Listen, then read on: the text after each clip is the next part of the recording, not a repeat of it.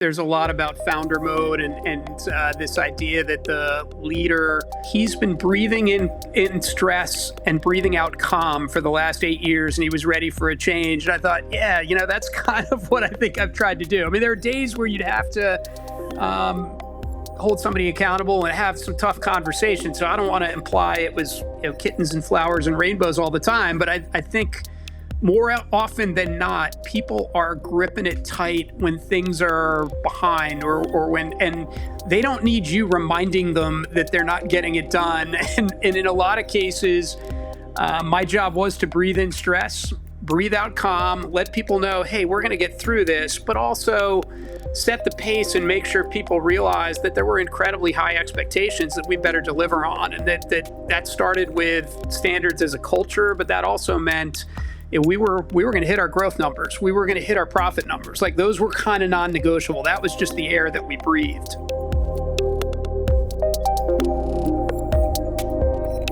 Andy, welcome to the One Away Show. Hey, great to be here, Brian. Thanks for having me.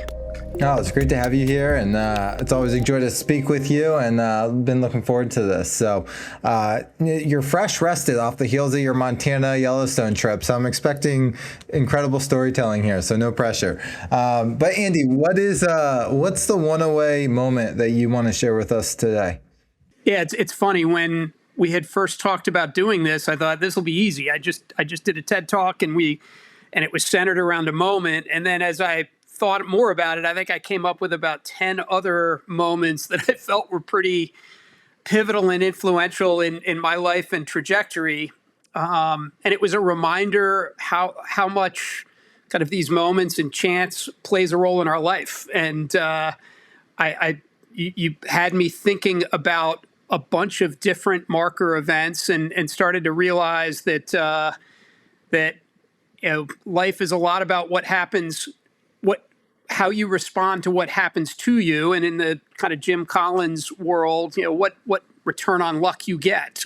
So with all that, I'm hoping we touch on a bunch of them, but I'm gonna share the one that I shared through the TED Talk, and that was to set the scene. That was 1999, and I was working for a company called Allegis Group. I had been there for 18 months or so. And to give you a flavor for Allegis Group in 1999, I think it was probably the world's biggest startup. It had been doubling every year for about 10 years. So if you do that, you can go from 5 million to a billion pretty quickly, as you know, with sort of the laws of compounding. So it was a billion-dollar company that still had sort of startup bones and an ethos that was pretty much fire, ready, aim, and not a lot of ready or aim in that. And to kind of give you a little background on me, I was old for Allegis Group. I was 28, I think, when I started there, and had just turned 30 for the story I'm going to tell. Which is funny to think that that's old, but I felt pretty old at the time, and I had no real idea what I wanted to do. I had kind of wandered through my 20s. I was an English and philosophy major. I kind of was pretty sure I didn't go want to work for the corporate world. And beyond that, I wasn't sure. I had a master's in creative writing. I had worked in a group home. I had worked for a couple years for an environmental company, and that probably cemented the idea that, hey, I don't think I want to do this for the next 35 years. But as life happens, Jen and I had just gotten married. We had rent to pay. We had just moved to Baltimore, and so I took a job with a corporation, which was the one thing I was pretty sure I wasn't going to do. And I did it to pay the rent, but also just to kind of trade some time for money. I'd get paid for a while and figure out what I wanted to do. And pretty quickly, this ethos, this culture, this startup feeling was pretty intoxicating. I mean, people were really fired up. They were running through walls to build this company, and it was people that I really genuinely liked and trusted. They just seemed to care about me and invest in me, but I still really felt like a bit of a square peg in a round hole. Allegis is a staffing and solutions company, but then it was really a staffing company. And most of the people there were extroverted salespeople, super ambitious, were driven to climb the ladder and succeed. And like I said, really were switched on, and it felt like they knew what they wanted to do. And as I said, I'm the old guy. I don't really know what I want to do. I kind of find the culture intoxicating, but I'm still there just buying time, trying to figure out what's going on. And I'm not extroverted. I'm sort of the behind the scenes guy. And I found that for the most part, they were welcoming my perspective, but at times reminding me that, hey, you've never recruited. You're not in sales. Or there were certainly some really high-powered finance and accounting folks who had CPAs. I wasn't one of them either. And so, my job was to be the ready and aim while they were firing at times. And probably about 18 months in, I get invited to a meeting, mostly I think because I was a pretty good note taker, and I was Claude or Copilot before there was Claude or Copilot. I would kind of read back, hey, here's what we all agreed on, and here's some action items, and that was sort of my job. And this meeting was to define Y2K technology priorities. So you can imagine this fast-growing company who is firing on all cylinders, has now kind of hit the dot-com boom, the Y2K scare, the telecom build-out. I mean, there is so much more work to do than we could reasonably get done. And we still had sort of this startup mindset of we're going to take everything on and we'll just figure it out through hard work and muscle.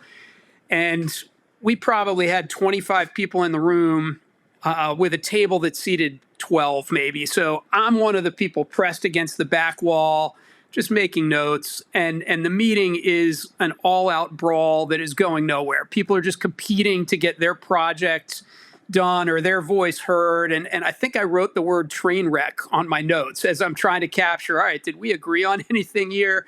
And next thing you know, I see a flip chart marker roll in front of my chair.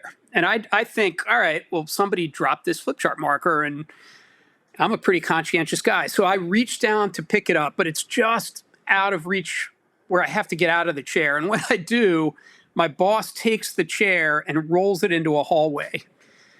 And so now the guy who's supposed to be behind the scenes and is supposed to just sort of capture the action items is standing there with 24 pretty angry people looking at me. And my boss says, hey, Andy, why don't you try to land this plane and figure out where we need to go? And I just started sweating. I'm sweating through my shirt. I'm turning red. I think I fumbled through a few things. And finally, I said, hey, can we just step back and figure out what are we trying to accomplish? Why are we here? What's our mission? And we had a decent conversation about that, but it didn't really lead to making any decisions. And this was a room that wanted decisions. They were kind of meat eaters who were thinking, all right, it's not a good meeting if we didn't kill something and decide, like, here's what we're doing. And we had no criteria. We weren't ready for that. So I think I shut down the meeting at the end by saying, hey, I think we need to come back to do this again, but we need some criteria. And I probably fumbled through some action items, and I left the room pretty sure I was going to quit. So you can picture pit stains and sweat and thinking, that was so not right what my boss just did to me. And I was a little bit conflict averse, but this is a company where conflict is encouraged. You want healthy tension. You want people to give people feedback. And I thought, all right, well, if he wants some feedback, I'm going to give it to him. So I go into his office, really ready to say, look, you can't do that to me. I'm out of here.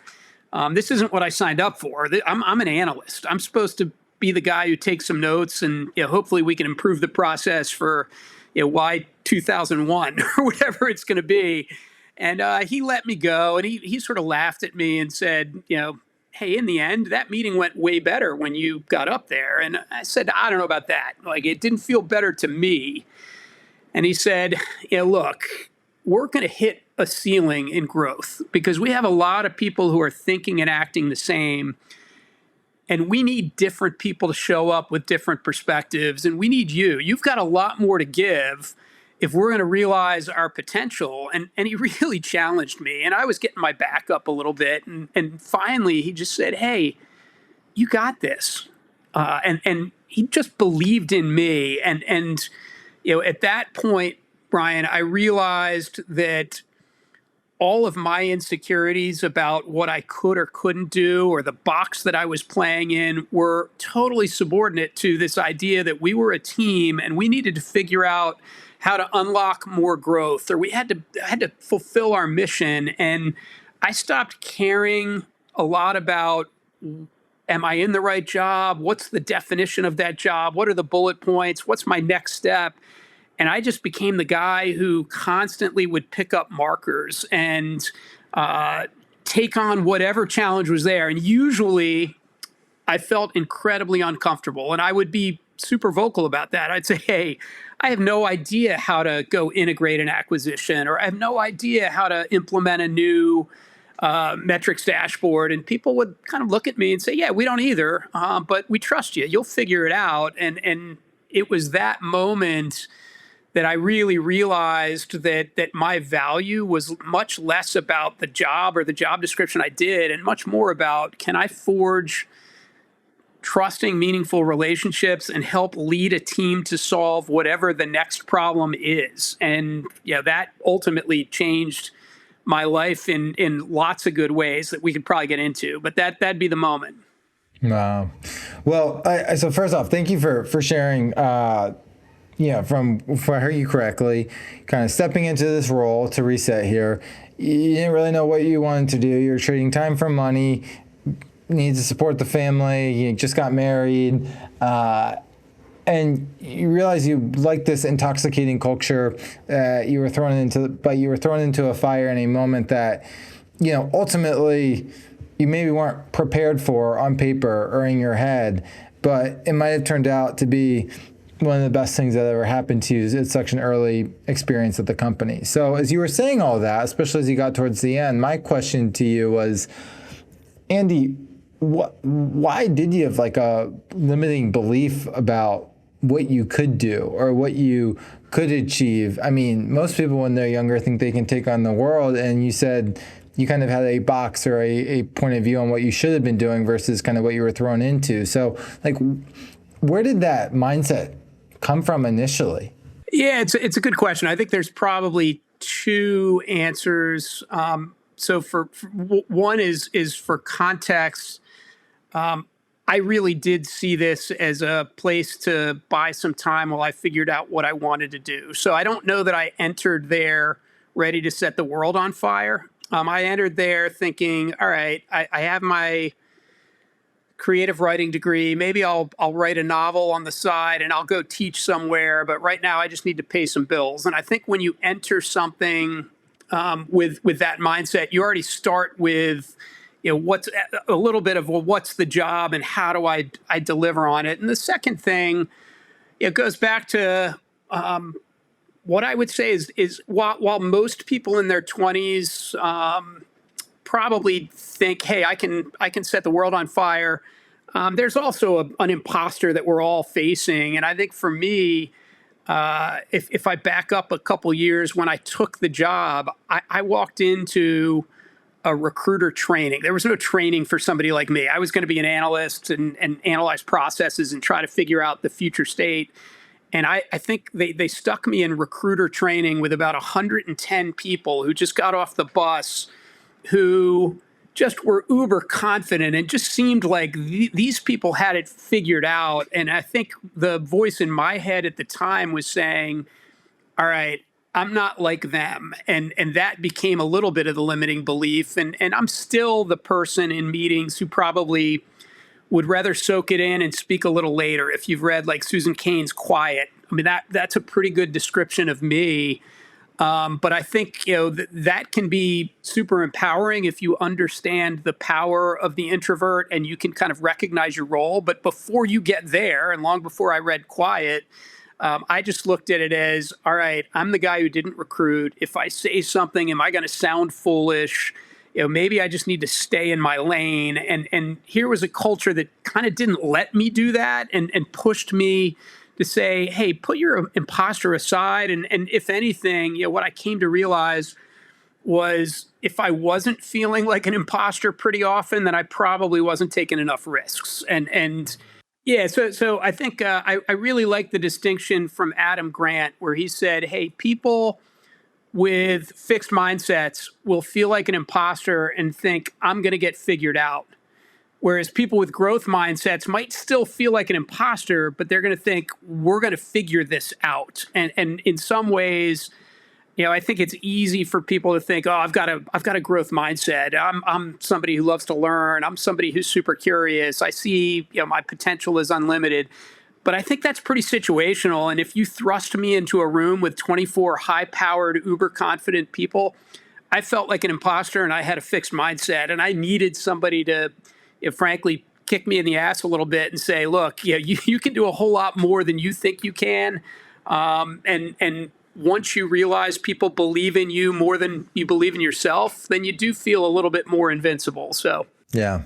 Well, I thought it was a pretty insightful comment you said about your mindset. Like based on how you enter something is kind of how you think about yourself going through it. It's like almost predetermined in your mind of how you're going to go about the job or your ability of what you're going to do in the role. So it seems like what you were expecting out of this job versus ultimately like what this opportunity really brought out of you was night and day different from kind of the expectation moving in. 100%. And I think while I talk about that moment, and this is where I said there's probably a lot of moments, it was maybe a year later when we had an offsite retreat. And we had employed an industrial psychologist who would come and really help us accelerate team building, but also do a lot of deep interpersonal work. And I give the founders of Allegis a lot of credit for seeing this before I think a lot of companies. And I remember going to this retreat and saying to my wife, like, hey, I think they're going to make us share a bunch of stuff. And kind of rolling my eyes, thinking, I got plenty of friends. I like the people I work with, but I don't need to get vulnerable in front of them. And I remember going into this room, Brian, and they had big flip chart paper all around the room with questions on them. And the questions could be, what's your greatest hope in life? Or what's your biggest regret? Or what's the title of your autobiography? I remember sitting there, and at this point, it's probably 6:30 at night. We've now got a case of beer open, and we're eating pizza, and the chairs are in a circle. I think, all right, here we go. And I'm trying to come up with some response that is going to answer one of the questions, but not really share anything about myself. And just, can I say something that will make people laugh, and it'll be a little bit of a wise ass moment. And I'll never forget, like early on, the facilitator just said, hey, who here wants to answer one of these questions? And this guy raises his hand who I helped hire. I knew him pretty well, I thought. And he says, hey, my greatest hope in life, and you could feel the room just kind of drawn to him, and his voice started trembling a little bit, is that I get to see my son walk. And at this point, I knew he had a son.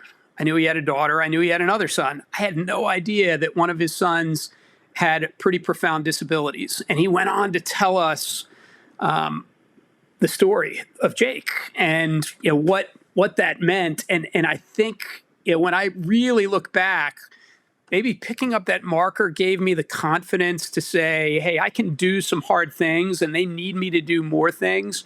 But I look at that meeting as the moment where I recognized the importance of relationship and trust and a sense of purpose. And we talked about each other's purpose. And I left there thinking, no way I'm letting that guy down. And I think there were probably about a dozen of us in that room who all felt that way. And I think that's where you start to recognize that purpose matters, and it transcends all the business stuff and all the org chart and all of that. And that's probably when I realized, all right, this is a burn the boats kind of place. Like, we're going to go all in and we're going to figure it out, and we're going to build something special. And I think a lot of people got there quicker than I did, but it took me a few years, and it took me some of those moments. That's amazing. I mean, it seems like it wasn't just a culture that, went all out on just like the mission of the company building of where you were going, but you went all out for the people and their stories. And you also got to see the dynamic of team building firsthand in a very intimate, emotionally connective way beyond just the outputs of the contributors on the team. Yeah, I would say the secret to growing a company to that size. So Allegis, when I got there, it just hit $1 billion. When I left, it was about 15 billion. And we did a lot wrong. Like, don't get me wrong, but I think what we generally got right was caring deeply about people, putting people first, and investing a lot of capital in leaders who are going to invest in their people. And some were better at it than others. But I think a lot of companies, that lives and dies with the founder. And at some point, it's either through an exit or through going public. You kind of lose that core. I don't think Allegis ever has or will, and that's a credit to the founders to say, how do we distribute that out, and how do we make that the mission of every leader in the company? That's still at the core of who we are and what we do. Yeah. Wow. That's awesome. It's so cool that you saw that. I know you played such a large leadership role there as well as things progress. So let's continue the story here.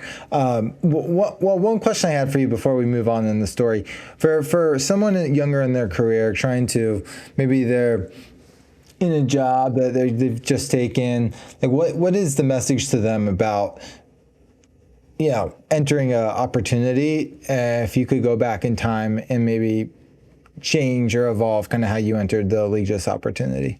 Yeah, I think probably 2, 3, or 4 lessons here. So let me see. I would say right now there's a level of distrust of institutions. There's a cynicism that's crept into the world, and I probably had that a little bit in my 20s. I didn't want to work for a company. I was thinking, all right, this is going to suck my soul.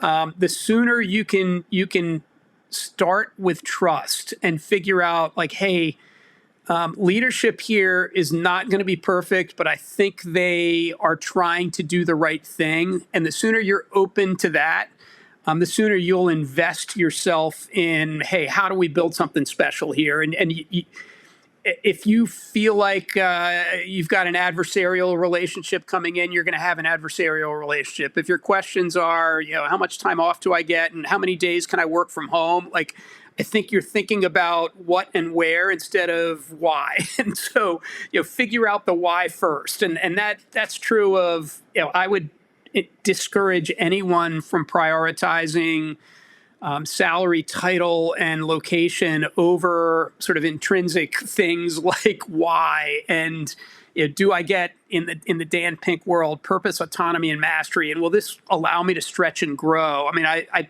said I was a little bit lost in my 20s. I learned more from kind of random jobs that ultimately no one would have said, all right, this will lead you to become the president of a multi-billion-dollar global organization. And more than I would have learned if I had gone and worked at McKinsey or Goldman or what everyone is striving to do. And then the last thing I'd say, Brian, is have an assignment mentality, and that's what really I took away from that marker moment was jobs are pretty transient, and in the end, we get too wrapped up in defining ourselves by our job and our title. It's what we ask people at cocktail parties. It's sort of what we think about when we're putting our head on the pillow and we think about how do I compare to my peers and all the stuff that we know is somewhat toxic. So I just discourage people from thinking about anything they're doing as, hey, I'm an accountant or I'm a Salesforce developer or I'm a plumber, but I am on assignments and I get to do really cool stuff that's helping, in our case, put 500,000 people to work every year. Like, how cool is that? And right now my assignment might be figuring out how we can do that in Europe, or it might be figuring out how we can implement better technology. But those are those are just assignments. And so, I just don't want people to get too hung up, particularly earlier in their career, about what am I on the ladder and what's my next step on the ladder. I think that's a waste of time. And I think we live in a world now where it's not just a waste of time. It's gonna ultimately stifle people's potential, and the people who really thrive are going to be much more agile. They're going to be much more thinking about assignments versus what's that next step on the ladder. Yeah, that's amazing. I mean, look, I think in our current world, our generation and people below, younger, they want the way you said, the purpose, autonomy, mastery, autonomy, and purpose, right? And I think not that money and status and title is not important to some and many. It's like, what's the foundation that's built on? And I think you're getting at, you can create an environment that gives people that, or going into an opportunity, you're going to have that and the opportunity to make more money and move up. Like, hey, like that's pretty good, but maybe start the decision-making criteria from a bit of an evolved place. And I think when you do that and you get people who are bought in from those areas, it can create a much more effective team where people are in it with each other, to your point, and also kind of reap the rewards themselves. So yeah, that's a really cool answer that you shared.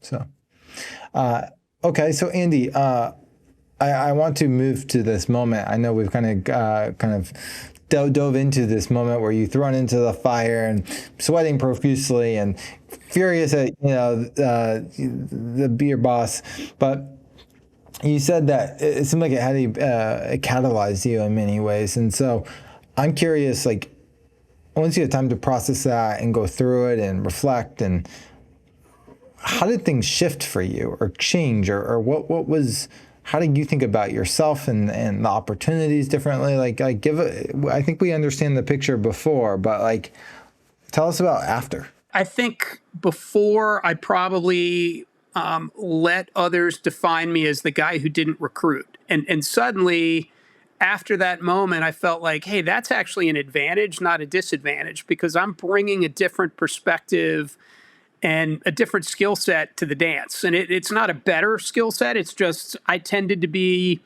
more of a storyteller, a little bit more analytical, somebody who was going to listen a little bit more, somebody who was probably more approachable than some of the legacy leaders who were building out the company. And they were phenomenal leaders.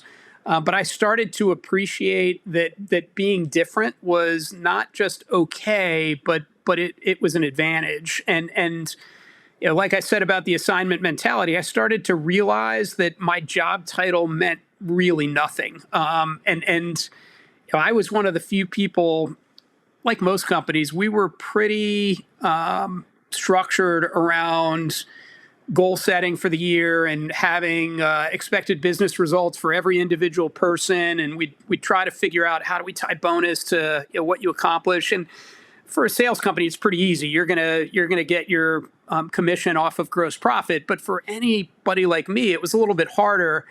And it was funny. I used to sit down with my boss at the beginning of every year, and he would say, hey, what do you think you need to get done this year? And we'd have a good conversation about it. And he'd say, all right, write that up and come back to me. And there'd be 5 bullets. All right, we've got to implement this system. We've got to change this process. We've got to implement a new survey, whatever it was. But I'd kind of look at him and say, look, in the end, you realize this was all going to change. And by April, we're going to have a bunch of different stuff we need to get done. And like, I'm never going to look at that piece of paper, and I don't think you are either. And he'd say, yeah, I just need it because everyone else does it. But in the end, like, I think we can get tied down into too much rigor and specificity around, all right, how am I getting paid, and what's my bonus, and what's expected of me. And I think after that moment, I realized what was expected of me was that I was going to do the right thing for the company at the right time, in the right moment, in the right way. And whatever form that took. And sometimes it wasn't me figuring that out. Sometimes it was somebody tapping me on the shoulder and saying, hey, I need you to get on a plane on Monday, or I need you to go over and help out in the IS organization because we got some big things we need to get done and it feels like we're misaligned, or whatever it was. But I was just open to that. And I think I grew strangely confident and fearless in areas that I probably should have been filled with fear. Suddenly I was like, all right, we got smart people. We'll figure it out. And yeah, we could go pay a consultant to come in and do this, but they're just going to interview our smart people and probably implement what they told them anyway. So we could probably do that. So I don't know. There's a fine line between confidence and hubris, and there's probably some times where we erred on the other side of that. But afterwards, yeah, I felt much freer to speak my mind, and to do what we needed to do to get the job done. Yeah. Sounds like you were birthed into new form. Like you were like your identity shifted in how you showed up. And so one of the things I was thinking about as you were talking, like as you felt freer, like I'm sure the ripple effects of that cascaded into the organization. So as you maybe had more confidence, freedom, spoke your mind, when you look back at the impact that you had, I mean, you were at a company at 1 billion, see it to 15 billion. When you look back at that experience, what are some of the areas because of that moment, maybe where you're singular or your leadership led to contributions at the firm that, by the time you left, it wouldn't have been where it was because of maybe some of those things that you were involved with that when you first started would have been terrified to get your hands wet in? What comes to mind? Here's what I'd say, Brian, because that moment was a catalyst, but there were certainly plenty of missteps along the way. And I think as I took on more leadership roles, so at that point, I was still largely an individual contributor who just was sort of unleashed to go facilitate strategy sessions or get sent to wherever we needed to be. I took on leadership roles, and as I said, the model for a leader in the company was somebody with a lot of charisma who could give a fiery speech and people wanted to run through walls for. But there was also maybe a healthy fear that would also be there, or a tension, and you did not want to disappoint them, and you did not want to. And so as I took on those roles, I think I tried to emulate those leaders. That's who I saw as the model or the paragon of what leadership is and was. And I realized pretty quickly that that's not who I am. And so I would either get feedback directly or indirectly that I was not inspiring people to want to show up and deliver their best work or be on the team. And so, I think what was and this has become such a sort of cliche and overused term on LinkedIn or Instagram or whatever, but I had to get really comfortable with my authentic self, and I had to lean into who am I and what kind of difference and impact do I want to make. So it's a long way to get to the heart of your question, but I think what I will take away is a lot of people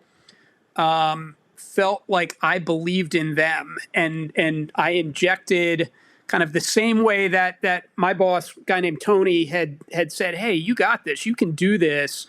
I realized my job in a lot of ways was to advocate for great work that was happening, and my job wasn't to go try to catch everything that was going wrong. It was to figure out how do we celebrate where people are winning, and how do we make sure that we're connecting dots across the organization. And so that led to, I think us thinking and investing differently in technology. We had a startup business called Career Circle that's thriving that I think I take a little credit for, other than finding the right person to run that and getting out of her way, but also removing obstacles from her way. I think I was a pretty good advocate for the work that was happening in Asia and in Europe. And I think the teams there would say, hey, I created enough air cover to give them room to do great things. So I think, there's probably more specifics that I could give you, but I think what I look back on is definitely this idea that people believed in themselves because they knew I believed in them. And I tend to think people do great work when they feel like the people in charge have their back and trust them. Yeah. Well, it's I'm not surprised you're saying this, because the first time I remember meeting you, I felt so at like peace. I'm like, I could talk to this guy for hours. And the more I got to know you, I'm like, this is like a modern day leader right here. Like, this is like the kind of person you want beside you, in front of you. Like, there's a warmth to you, but I think a level of humility as well that I think is energizing for people. And so I can imagine, kind of, as you're talking about believing in other people, they felt similar things, and that like calm steadiness, whether you felt that on the inside or not, like projected outward, I think can have a pretty significant effect on an organization at large. So it's pretty neat. Yeah, it's funny you say that. I think right now there's a lot about founder mode and this idea that the leader should be lighting fires under people and just kind of blowing stuff up to make sure we move forward. And there are leaders who can do that really effectively, and that might be the right style.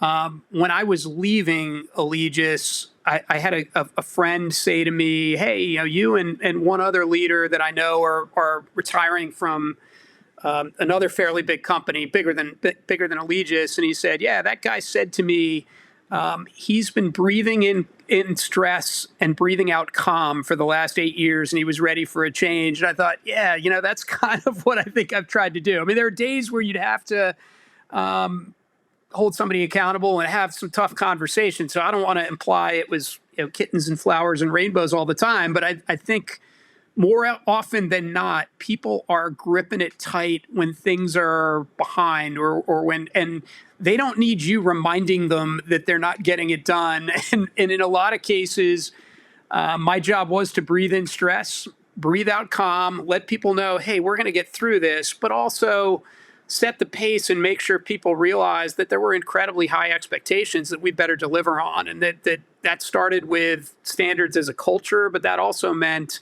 we were going to hit our growth numbers. We were going to hit our profit numbers. Like, those were kind of non-negotiable. That was just the air that we breathed. Yeah, no, that's amazing. I like what you said a lot about breathing in stress and breathing out calmness or relief. Yep. Yeah, it was great. Breathe out calm. Breathe out calm. Breathe in stress. Breathe out calm. I'm taking that one home with me. No, this is Andy. This is awesome. No, I also want to touch on. I read, if I read it correctly, yesterday or the day before, you recently gave a TED Talk, and I also think there's some parallels to that first scene in this, but you said you applied 60 times. Is that correct? 60 times for a TED Talk? Yeah, I think it was even 61. So 61. there was okay, even one more pain point in there. Okay. So going back to like that first moment, like, was this something that, like, it sounds like you had to stretch yourself a lot just to, one, get the talk, and then two, prepare for this. Like, I'd love to understand the parallels from kind of your time at Allegis to saying, okay, I want to go do this TED Talk, and kind of the process that you went through, and maybe what parts of yourself that you had to perhaps overcome in the process of getting accepted to then preparing for the talk that might be relevant for others who are figuring out their career, building their career, because it seems like there's just a lot in this storyline that should be unpacked. Yeah, we could go a lot of directions with that. Maybe I'll start with, I had a guy that I was telling I did a talk, and he's like, "Did you do it for work?" And I was like, "No, not really." He said, "Are you selling a book?" I'm like, "No, not really. I wanted to do a talk." And he kind of looked at me like I had two heads and thought, all right, why would you do that? And then I think you add in all the challenge to get it to land one and then deliver one, and think, all right, why am I just glutton for punishment? But I think when I decided I was ready to step away from Allegis, I'd been there 25 years. I had to do a pretty good accounting of what I was going to miss about the job. And I really was ready to be done with a lot of the day-to-day work aspects. I think I had breathed in a lot of stress, and I think eventually you eat enough stress, and it shows up in other ways. But I recognized I'm going to miss the level of relationship and the people that I have, but I can fix that. Like, I can stay in touch with people, which I think 3.5 years on, I've done a really good job. I'm meeting somebody for a beer in about an hour. But I also realized that I had grown to appreciate that I had a platform at Allegis with 20,000 people, that if I wanted to engage or had a thought about the world, whatever that might be, I could share it. And I had to be a little careful because I was representing Allegis and not just me. But I thought, I'm going to miss that. And I also realized I could have a really rough week and a rough day, and I could reach out to somebody on a Friday that I had heard had either had something really good or something really bad happen to them, and I could make their day just through my title and through this. And I thought, you know what? I'm giving up a lot there. And I thought, I don't want to give that up. I want to figure out how I can still stay engaged in this conversation. So it was probably 1.5 years, 2 years after I left, when I had been doing a lot around AI and the future of work. And I finally decided, you know what, I think I have something to say here. And I think I can kind of marry it to a little bit of my story, but hopefully I can help people navigate what's a really uncertain time. And it just felt like, and there still is, a lot of pervasive fear out there. So the first thing I would say is, once I had it in my head that I had an idea that was worth spreading, which is the TED motto, right? Then rejection becomes just data points. Like, it's not something. It was sort of like, all right, they didn't want it, but the next one will, and maybe that goes to that confidence or hubris. but I felt pretty confident that I had something to say. Now, what I learned through this was a couplefold. One was, there are a lot of people with really interesting perspectives that have ideas that deserve to get out there. I was on multiple different groups on calls, and I'd hear this doctor who was talking about research he was doing around cancer, or somebody else who had lost 2 parents in quick succession and was now a grief counselor. And I thought, all right, first thing is I got to check my ego. Like, I can think I'm a fairly big fish in what felt like a fairly big pond. It's a pretty small pond. Like, the Allegis niche is a niche. And I got to realize, like, hey, that cachet doesn't necessarily translate into somebody saying, gosh, we want you. The other thing I had to realize pretty quickly was, a lot of these TEDx events are connected to universities. They want to promote the local community. They might maybe have 3 professors that are already kind of online to give the talk.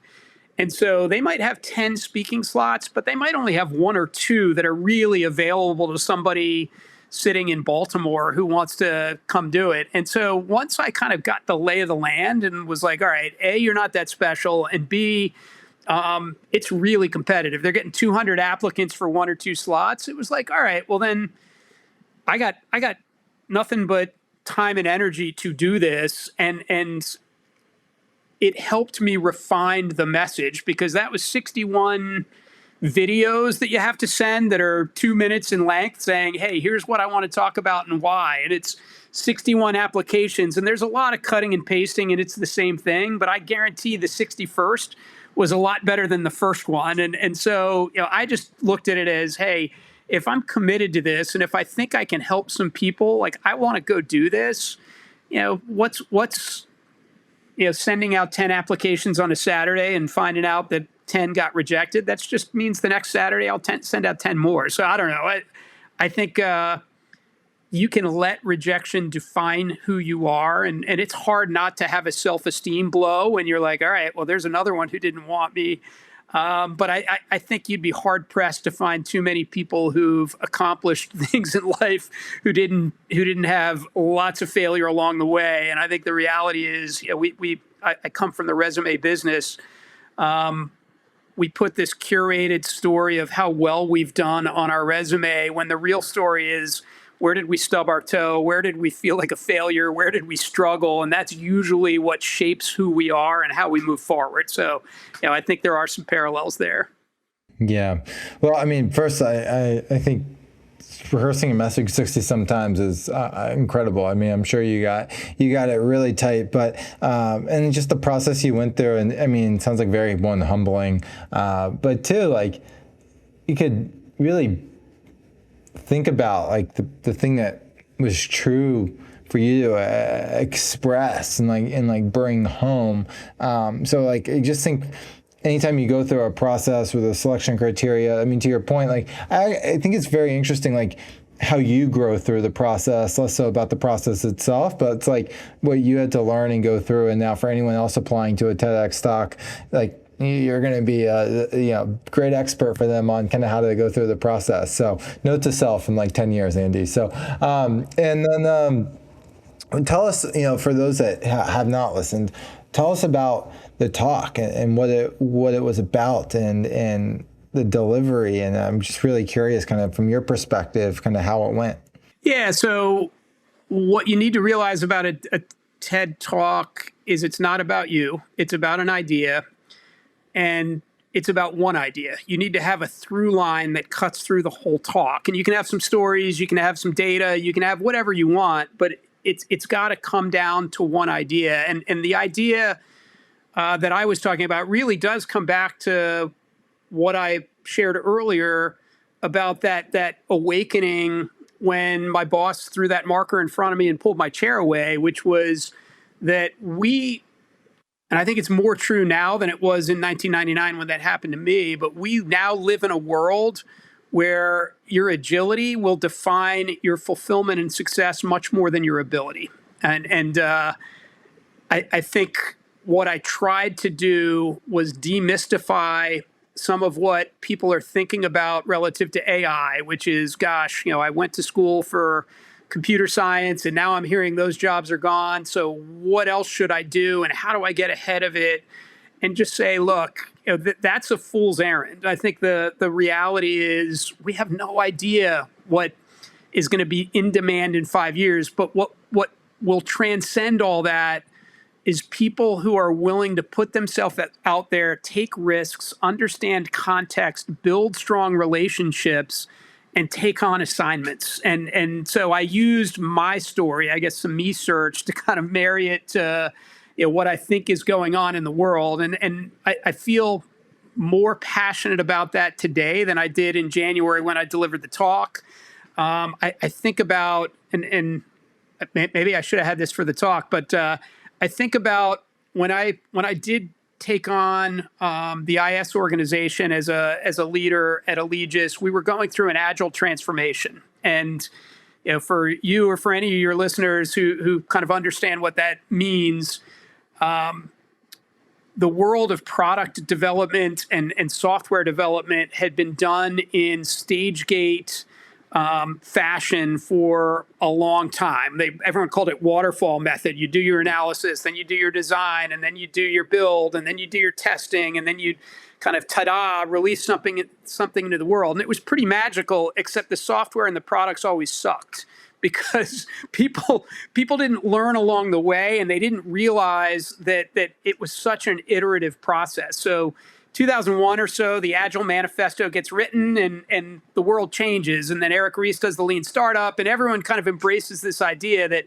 hey, rapid prototyping and let's build on a hypothesis and test it, and let's go figure out what the market thinks. And that's how we're going to actually get things to market. And I thought, you know what? Our careers are still waterfall. We're asking kindergartners, what do you want to be when you grow up? We've got juniors in high school who are trying to figure out, am I going to go into engineering or medicine or computer science? And then we're asking sophomores in college, what's your major? And the reality is the what you learn in college from a technical perspective has a half-life of about 2.5 years. The reality is what you graduated knowing is mostly out of date when you're 25. And yet we still kind of think in these terms. And so, my whole take, Brian, is that we need to blow up a lot of our institutions and how we think about it. And it starts with recognizing that it's agility, not ability, that's going to carry the day. And it's lifelong learners who don't identify with their job but are willing to take on assignments and people who put their learning potential over their earning potential, who are going to find fulfillment. They're going to change the world, and they're ultimately probably going to earn a lot more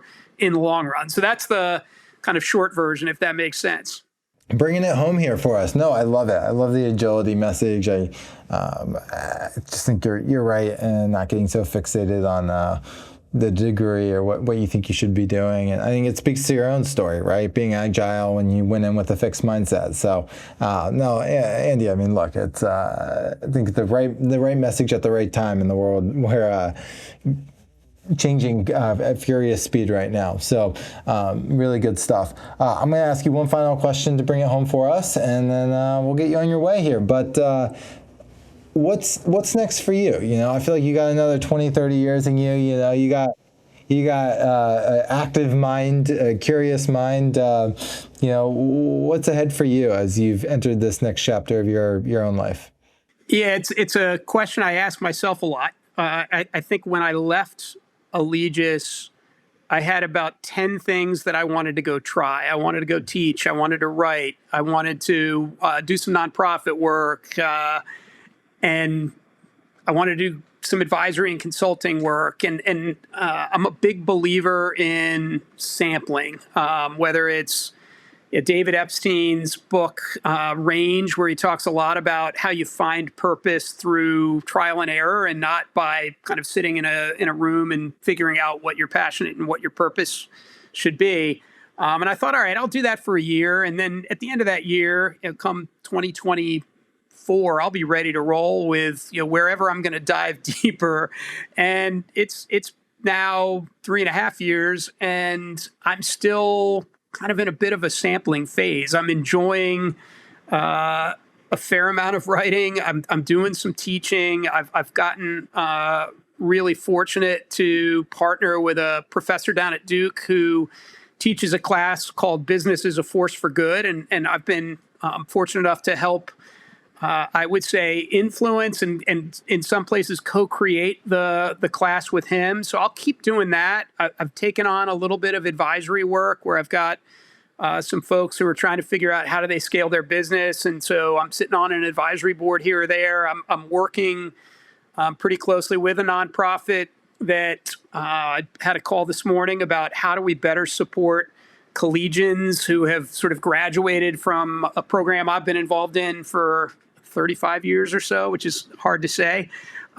So it's a lot of different things, Brian, but if I want to come back to it, it does come back to what I talked about with that TEDx talk, where I feel like there's a pervasive sense of fear in the world. I feel like as soon as we surrender our agency, we become victims and we don't thrive. It's just sort of human nature. And so a lot of what I want to do is figure out how I can help people retain their agency, realize their potential in the same way that, 26 years ago, somebody dropped a marker in front of me, and really help people navigate the world of work. And I would say, some of those cohorts are 20-somethings who are feeling a little bit lost and feeling like AI is going to erase what they thought was their career path. It could be the mid-career manager who's now worried AI is coming for their job and they think I've got 30 or 40 more years to do this. Or it could be somebody who's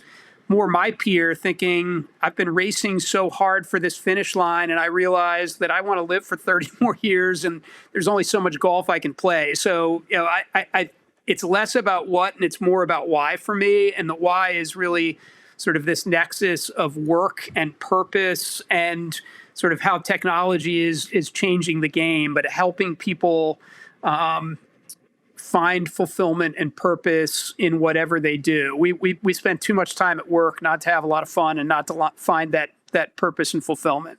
Well, Andy, this was a incredible episode. You made my job super easy as the host, and that's when you have a great guest. So thank you for everything you've shared with us today. Really amazing. Where can people find you? Easiest way is LinkedIn. I am pretty active on there. I was doing a weekly blog, and now it's turned into probably 3 or 4 times a week I'll post something, but connect with me there. I have a website. You can check out the TED Talk, but I would say LinkedIn's the best place. Awesome. Well, Andy, thanks so much. We'll see you on the flip side, and have an incredible rest of the week, and enjoy that beer. Thanks so much, Brian. This was a lot of fun. Really appreciate what you do.